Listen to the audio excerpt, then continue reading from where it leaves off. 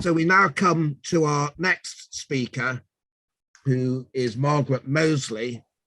And Margaret is going to talk about family life in a ledger 1860 to 1877, the records of a regular visitor to Leeds, Frederick Sheppard, schoolmaster and parish clerk of Bardsey. Margaret, over to you, please. Good evening. As a relatively new member of the Thoresby Society, I'm grateful to have this opportunity to share some of my research into the 17 years of family life recorded in this ledger. Although a surname never appears, the ledger records the accounts of the Sheppard family of Bardsey from the 1st of January 1860 to the 31st of December 1877. It's written in meticulous detail, mostly by Frederick W. Sheppard, the village schoolmaster. Uncovering the identities and events required quite a lot of detective work. In this short talk, I'll discuss the book itself and give a brief history of the author and his family with his connection to records in the Thoresby Society archive. Next, I'll explore aspects of the accounts, firstly income, then topics in expenditure, including travel, purchases in Leeds, significant Leeds events and town hall concerts.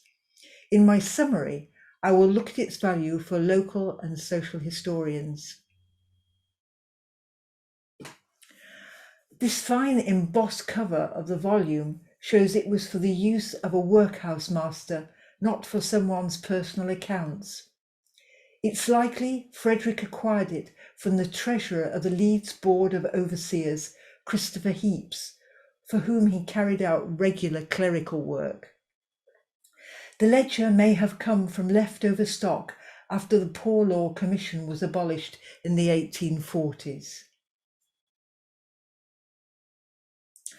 Opening to the first page and looking to the left at the receipts column, Frederick received weekly payments of school pence from his pupils. The entries in the expenditure column to the right give an idea of the detail I found throughout the ledger. Ellen Kettlewell from Bardsey was paid 1 shilling on the 2nd of January and then every following Monday, so was likely to be their washerwoman.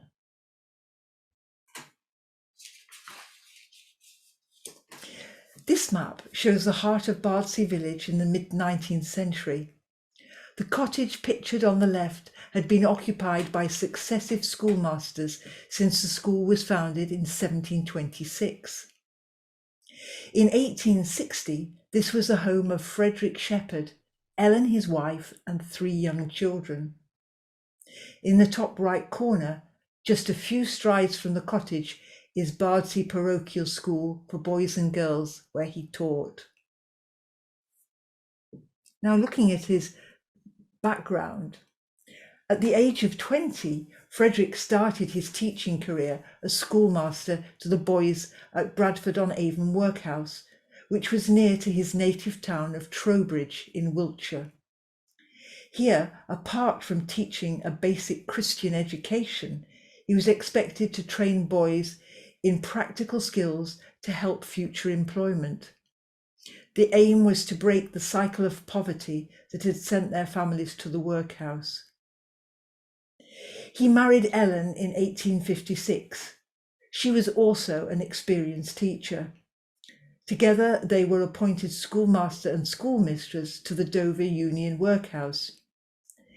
In the job advertisement, it stated these posts were to be filled by a childless married couple. Consequently, in 1857, with a child on the way, the Sheppards had to find new employment. This precipitated their move almost 300 miles away to Bardsey.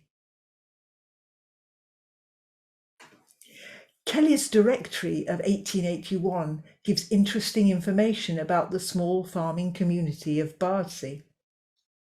Apart from listing Frederick's duties in the village, it also reveals he had copied the early Bardsey parish register, which dated from 1538.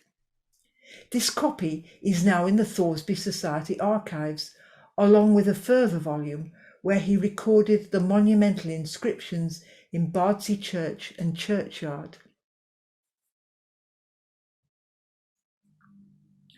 So here is this copy. Frederick purchased this account book for 4 shillings in 1876 during a visit to Leeds. He not only transcribed the Bardsey Church registers, a significant undertaking in itself, but also copied vestry and township accounts. At the back are biographies of the clergy, parish clerks and schoolmasters. His queries, observations and historical notes, which make fascinating reading, are added in the margins or in parentheses. If you look to the middle top, you will see his full-scale drawing of the underside of the sundial in Bardsey churchyard, which is now a Grade II listed monument. This finely executed drawing was made by him during its restoration. Frederick's autobiography from the Register briefly chronicles his own career up to his retirement from Bardsey Elementary School in 1893. This undated watercolour of Bardsey shows all the important buildings in the Sheppard's family life. In the foreground is the Saxon Church of All Hallows. In the top right-hand corner is the magnificent Victorian vicarage, which was built in 1849 for the newly appointed incumbent, the Reverend John Holroyd of Leeds. Of an age to be Frederick's father, the two of them were to work closely together for the next 15 years. To the right of the church tower is the parochial school, and to the left, Castlegate Cottage, where the family lived. Frederick and Ellen arrived in Bardsey in October 1857 with a 3-month-old baby, Willie. Frederick started teaching at the school on the 1st of November. By 1872, the family was complete with 9 children, 5 sons and 4 daughters, all of whom lived into adulthood, and many to a good age. Interestingly, although 2 children act as governesses, none of the others become teachers.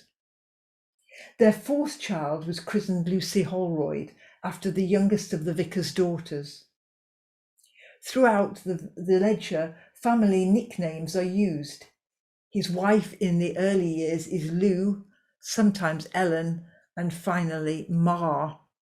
Frederick himself is I or Pa, and the youngest child is always called the baby.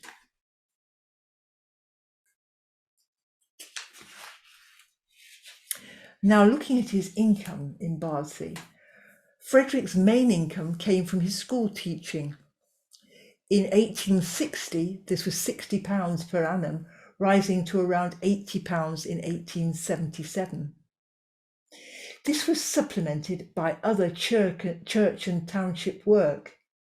Besides a small annual salary as parish clerk, he was given fees for each christening, marriage and funeral, and also by visitors for his guided tours of the church. His work as Bardsey Assistant Overseer also earned a small annual payment, but also, to his annoyance, lots of extra accounting work to be seen in these linked entries at the bottom. Despite his other duties and family, Sheppard managed to find time to do extra work. The clerical work for Christopher Heaps, who I've already mentioned, was the most time-consuming and lucrative. Here he earns a quarter of his annual teacher's salary. Frederick was the Bardsey census enumerator on 3 occasions. In 1871, by his own calculation, Mr. Coates had underpaid him by 8 shillings. An exclamation mark illustrates his indignation. I found these 5 exclamation marks after his coal bill had risen by almost 30% in 2 months in 1872. Fuel inflation isn't new, and nor are overused exclamation marks. For further income opportunities, Frederick purchased surveying equipment in Leeds in the early 1860s. He also occasionally provided a letter writing service. Further income came from share dividends as well as regular rental income from cottages in Trowbridge owned by Ellen's family. From time to time, the family earned extra income from the sale of home produce. Chickens and ducks are sold to villagers. One of the most surprising of these entries is the sale of apricots from their own tree. At a penny halfpence each, they were a valuable crop. He explains in the margin he could have charged more and earned an extra 5 shillings. But I do note he sold them at full whack to the vicar, Mr. H. A large proportion of the family's expenditure went on food, footwear, clothing and coal, all purchased from local businesses in Bardsey and neighbouring East Keswick. Repairs were mostly carried out close by. However, for other purchases and repairs, the Sheppards gravitated towards Leeds. This mid-19th century map shows Bardsey to the north-northeast of Leeds at a distance of just over 8 miles. The Sheppards' visits to Leeds were on a Saturday in term time, often just Frederick alone. They generally travelled by horse-drawn omnibus from Scarcroft along the turnpike via Roundhay Park, a distance of 7 miles. Bardsey to New Inn in Scarcroft, where the twice daily bus service started, would have required a walk of just over a mile. When they purchased larger items in Leeds, other transport had to be hired. This incurred the extra cost of paying the turnpike toll. In May 1876, Bardsey railway station opened on the new Leeds to Wetherby branch line. From now on, most of their trips to surrounding villages, Leeds and Wetherby, were by train.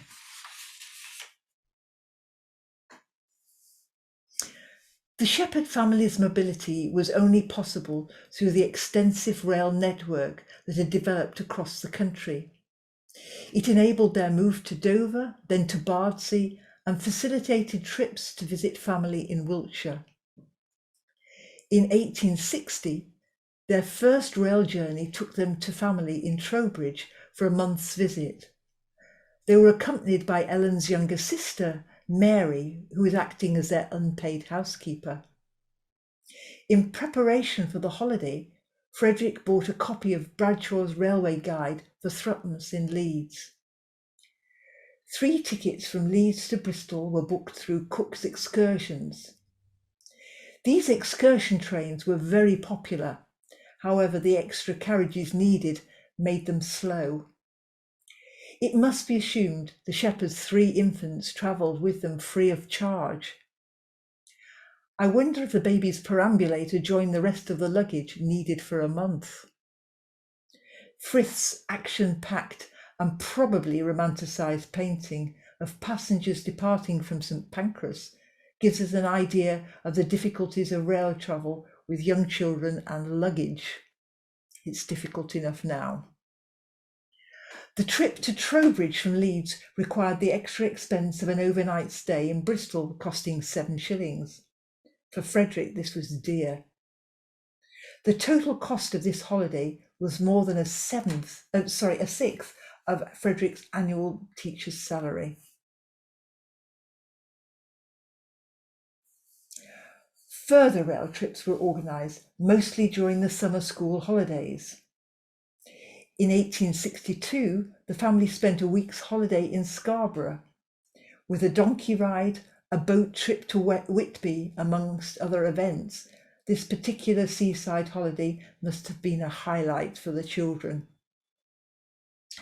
The final family holiday to Trowbridge was in 1864, this time for 3 weeks. This time no mention of Cook's excursions. Again, 3 tickets were purchased, although there were now 5 children, ranging from a baby to 6 years of age. Travel from Bardsey to Trowbridge was all achieved in a day. However, the return journey required an overnight stay in Bristol once again. With yet more children, long-distance family trips seemed to stop. Ellen visited Trowbridge by herself and otherwise relied on family visiting Bardsey. The final recorded rail journey to Trowbridge was in 1875 to attend the funeral of Ellen's mother. Only Frederick and Ellen made the journey south. Their week's stay was expensive and on the way included some added luxuries and expense. Cabs, porters, and the use of a cloakroom. Notable was that for each longer leg of the journey, twopence was paid in insurance. On shopping trips to Leeds, the list of items sought was extremely diverse. From numerous ledger entries, it's clear Frederick was a very keen gardener. He often records the varieties of the plants and fruit trees that he purchased. In this detailed list of vegetable and flower seed, he named some vegetable varieties and noted that some seed was imported from Germany.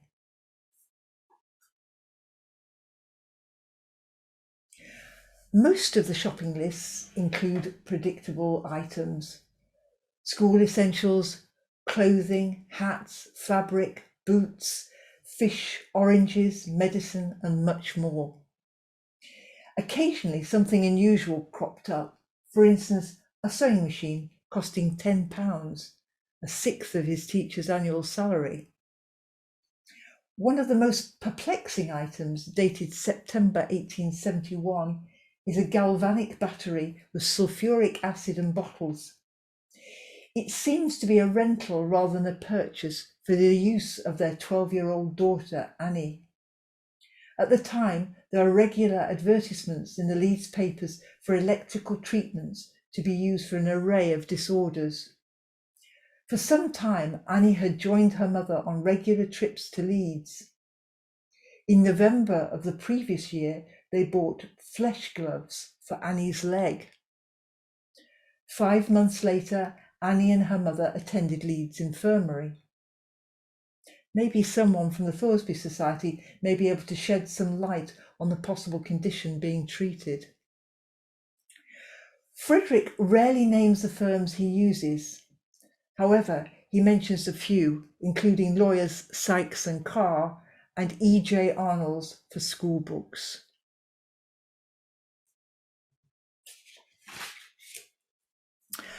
Frederick went to museums, stately homes, exhibitions and horticultural shows whenever he had the opportunity, and when possible, took family with him. He also attended major Leeds events during the period of the ledger, especially if they had a royal connection. The National Art Exhibition held at the newly built Leeds Infirmary in 1868 was opened with great pomp and ceremony by the Prince of Wales on the 19th of May, here illustrated by this fine engraving in the Illustrated London News. Frederick and his eldest son Willie paid to be elevated in a stand so they could watch the event unfold. In September 1872, Prince Arthur visited Leeds to open Roundhay Park. 2 days before the event, Frederick bought the handbook to Roundhay Park for 4p. Once again, Frederick attended, but this time alone, most likely because his eldest son was now apprenticed to the local grocer, and Ellen had yet another new baby. Once the National Art Exhibition opened in 1868 to the paying public, the Sheppards made 3 separate visits. On the second occasion, Frederick took the 4 eldest children at a cost of £1 each. At the time, the youngest of them was 6-year-old Lucy. This detailed engraving, again from the Illustrated London News, shows families like our Sheppards looking round the exhibits. Frederick's final visit was with his wife Ellen shortly before the exhibition closed.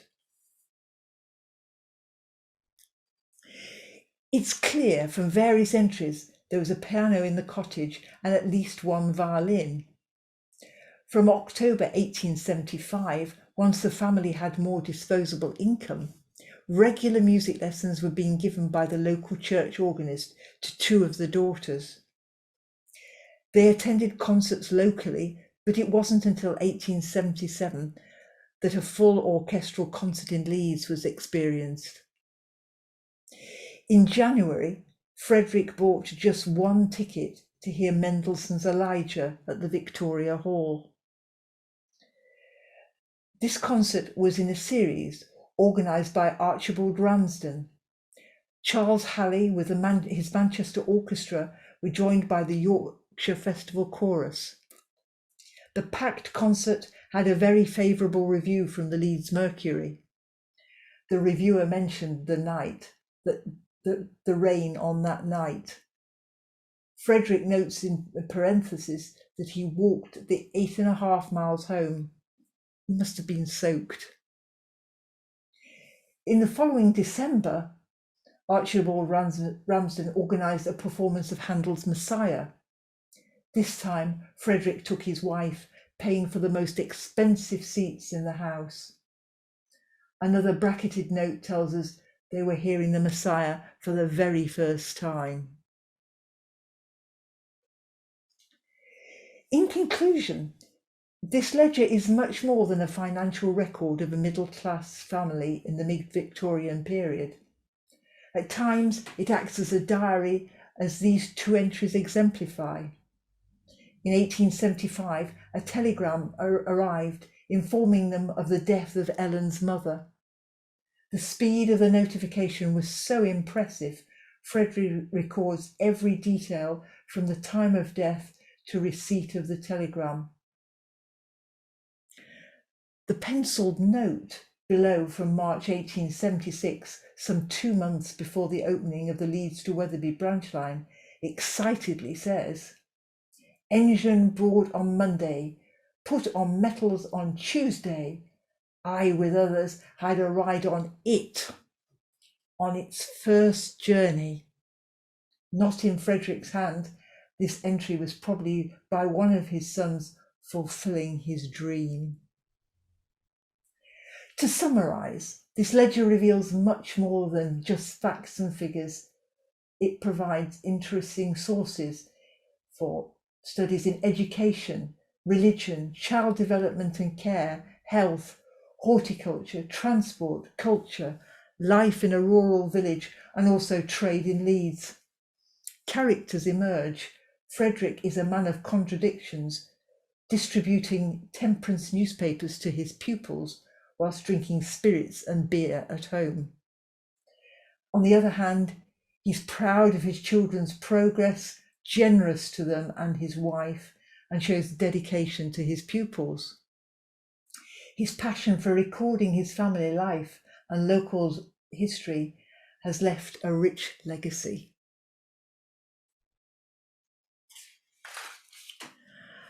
I wish to extend my thanks to David Wardman of Filey, who donated this ledger to East Keswick History Group in 2018.